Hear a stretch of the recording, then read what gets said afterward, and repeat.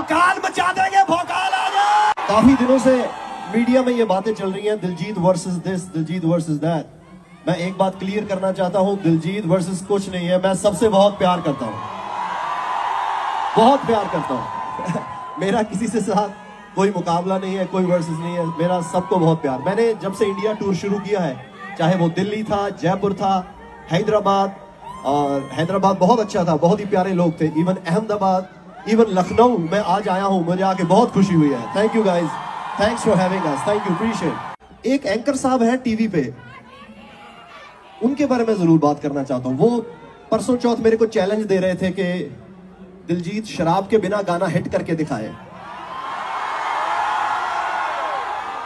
For your kind information sir, born to shine, goat, हास हास, lover, किनी किनी, बॉलीवुड में अभी नैना, मेरे बहुत सारे गाने हैं जो पटियाला पे से ज्यादा स्ट्रीम करते हैं स्पॉटिफाई पे। तो जो आपका चैलेंज है वो तो वैसे ही बेकार हो गया, क्योंकि मेरा ऑलरेडी बहुत सारे गाने हैं जो हिट हैं पटियाला पे से बहुत ज्यादा। तो उसका जवाब तो ये रहा। सेकंड, मैं अपने गानों को डिफेंड नहीं कर रहा, मैं अपने आप को डिफेंड नहीं कर रहा।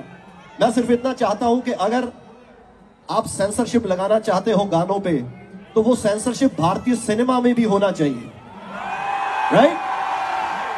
भारतीय सिनेमा में तो जितनी बड़ी गन उतना बड़ा हीरो। कौन सा बड़ा एक्टर है जिसने शराब का सीन या गाना नहीं किया है? कोई याद आ रहा है?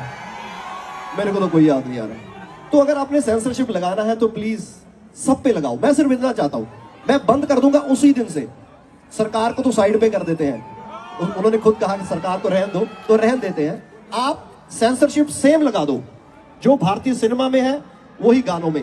कलाकार आपको सॉफ्ट टारगेट लगते हैं, आप इसीलिए जो गाने वाले सिंगर हैं उनको आप छेड़ते हो।